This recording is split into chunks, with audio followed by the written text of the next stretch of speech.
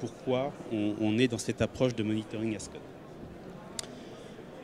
Donc, aujourd'hui, si je prends le point de vue d'un ingénieur qui va donc développer et faire évoluer nos applications, son objectif, lui, c'est d'avoir une observabilité disponible sur l'ensemble des plateformes en partant du test, du développement jusqu'à la production, bien sûr.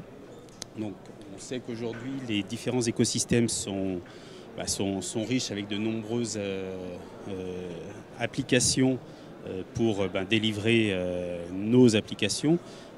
Les chaînes de CI/CD comportent différents outils. Donc il y a beaucoup de choses à mettre en œuvre et donc généralement il faut pouvoir réagir très très rapidement lorsqu'on veut déployer une nouvelle solution, ne pas attendre des semaines voire des mois à avoir notre nouveau composant monitoré. Et donc moi en tant qu'administrateur de cette solution de monitoring, le but est de pouvoir aussi réagir rapidement et offrir rapidement cette capacité à monitorer les nouveaux composants et aussi d'être assez proactif et sur l'ensemble des choses à monitorer et donc pour garantir une qualité et une exhaustivité des informations. Donc aujourd'hui, je vais essayer de vous démontrer quelques use cases. Donc on utilise donc la solution Dynatrace avec un framework fourni par Dynatrace qui s'appelle Monaco, qui je crois veut dire Monitoring as Code. Et donc à chaque nouvelle application, on est capable, grâce à ce framework, d'intégrer rapidement l'application et le monitoring de l'application basé sur des standards. Donc on va pouvoir définir toute la configuration de monitoring via du code. Donc tout ça dans un repository, on va pouvoir définir toutes les pans de monitoring.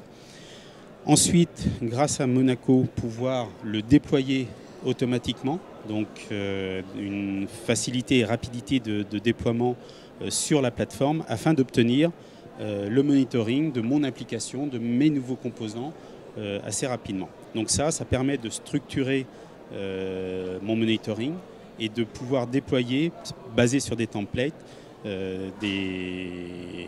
monitoring de nos applications. Le deuxième pan, c'est qu'il faut le maintenir, ce monitoring, et il faut pouvoir le mettre à jour, le modifier rapidement. Donc de la même manière, comme tout est géré as code, il va être très simple et très rapide de faire évoluer cette configuration pour s'adapter aux nouveaux besoins, aux nouveaux composants, aux évolutions aussi, soit des technos, soit du composant de monitoring lui-même. Donc tout ça étant défini dans du code, on va pouvoir le manipuler et le faire évoluer rapidement et donc de nouveau pouvoir le redéployer à l'identique d'une CI/CD, de pouvoir déployer très rapidement à chaque modification les nouveautés. Et donc ici, l'un des avantages majeurs qu'on va avoir, c'est de pouvoir déployer rapidement une nouvelle configuration sur l'ensemble des environnements de monitoring avec le moindre effort. Typiquement, dans ces configurations, on peut avoir bien sûr du tagging de nos composants, mais aussi des dashboards. Donc on peut imaginer qu'on mette en place de nouveaux dashboards et qu'on puisse les déployer rapidement sur l'ensemble de nos applications.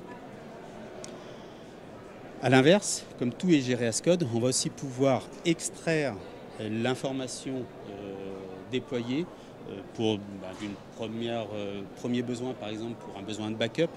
On va pouvoir extraire cette information comme elle est as code et de pouvoir l'extraire et en obtenir le résultat dans notre repository. Donc ça pareil, c'est l'inverse. Et je dirais même qu'on peut commencer au départ par dans Dynatrace et définir nos configurations sur une application donnée pour définir la première mise en œuvre. Et on va pouvoir donc, cette mise en œuvre qui aura été faite via une UI, extraire cette configuration pour en faire notre point de départ de notre repository et ensuite le faire évoluer et le redéployer sur d'autres applications. Donc c'est vraiment dans les deux sens, on pousse l'information sur notre plateforme de monitoring où on peut extraire l'information pour savoir par exemple si des choses ont été faites ou ont évolué. On pourra très bien après dans un gestionnaire de code pouvoir faire la différence entre la version 1 et la version 2 par exemple, lors d'évolution de configuration. Donc tout ça dans la logique de GitOps qui nous permet aussi de gérer dynamiquement toute évolution de notre monitoring opérationnel.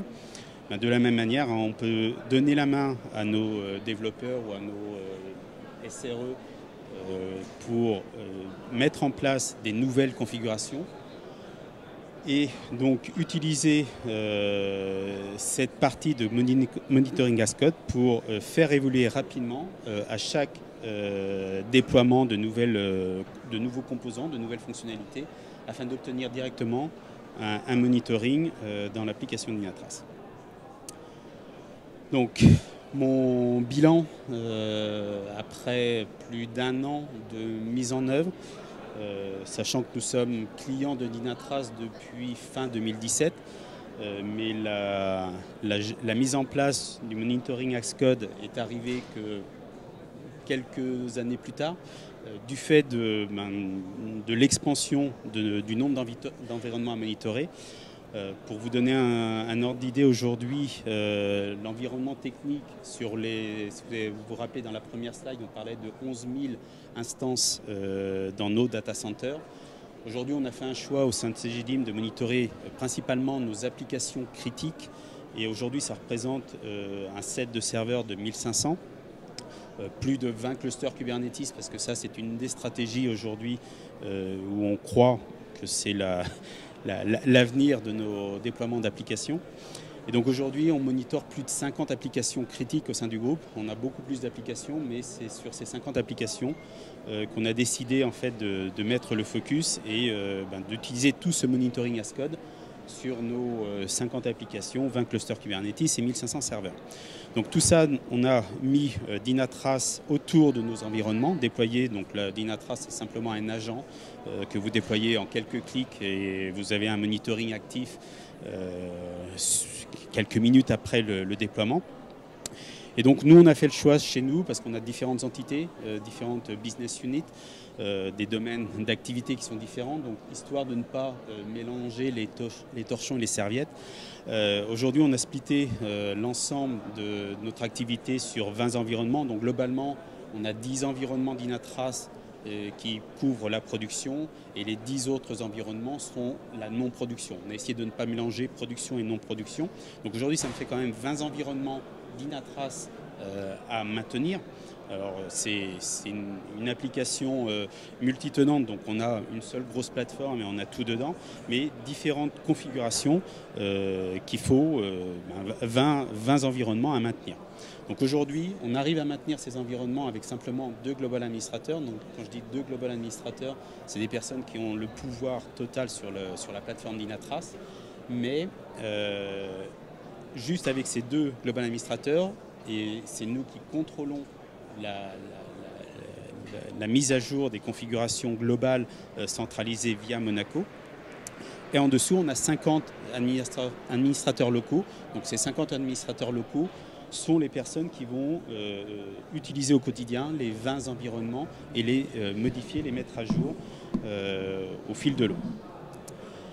Donc aujourd'hui, les challenges que l'on a relevés grâce à Monaco, c'était rationaliser la configuration des environnements. Donc aujourd'hui, j'ai un set d'environnements sur lequel une configuration unique et standard est poussée à l'ensemble de nos utilisateurs, de nos collaborateurs, avec une certaine cohérence des configurations. Donc ceci me permet de garantir un standard.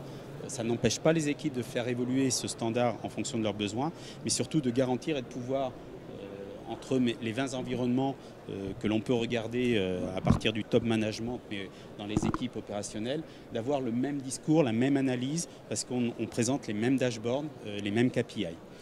Et donc tout ça, c'était le challenge qu'on avait sur ces 20 environnements, c'était d'automatiser cette configuration que l'on a réussi. Donc le bilan final, c'est que dans notre mouvance vers l'agilité, on est vraiment aujourd'hui dans quasiment 100% de nos équipes en mode DevOps. Donc de suivre l'agilité de ces équipes-là, d'être réactifs sur la mise à disposition du monitoring de leur plateforme. On a beaucoup moins de tâches répétitives parce que tout est centralisé, géré à SCODE. Donc on modifie une fois un endroit et on déploie sur 20 environnements automatiquement. Et ça de manière, je dirais, régulière en fonction des besoins, des évolutions. Et on a surtout, ce qui était important pour moi, c'est d'avoir un standard et de pouvoir être sûr de pouvoir donner un indicateur, une température à notre top management de la situation sur nos applications critiques. Donc aujourd'hui, pour moi, j'ai des indicateurs qui sont fiables et qui me permettent de comparer les choses. Quand je dis que c'est vert sur une application, aujourd'hui, je sais que c'est vert en fonction des critères que l'on a mis en place. Ou si c'est rouge, ça arrive aussi. Donc voilà. Il nous reste à peu près 2 minutes si vous avez des questions. Grand merci Olivier, oui éventuellement. Alors, il faut faire attention parce que Olivier n'entend pas les questions, donc je vais les lui dire.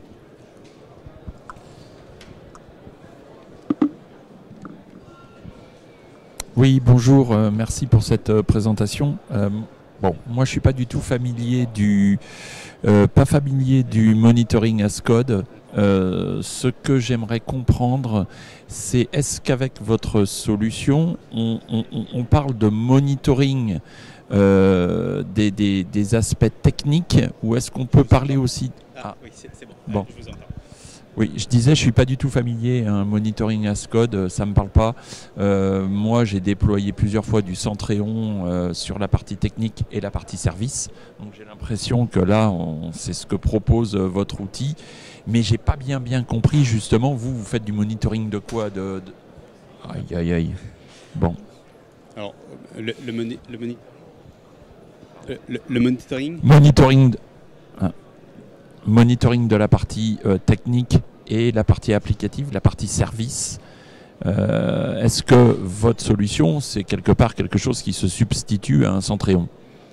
Alors, on a aussi Centréon chez nous. Donc aujourd'hui, Dynatrace, c'est une solution plus avancée. Dynatrace, c'est un monitoring full stack, donc de l'infrastructure jusqu'à la partie applicative, jusqu'à la partie expérience utilisateur. La différence avec Centréon, c'est que Centréon est plus orienté infrastructure pour indiquer un problème et moins temps réel que Dynatrace.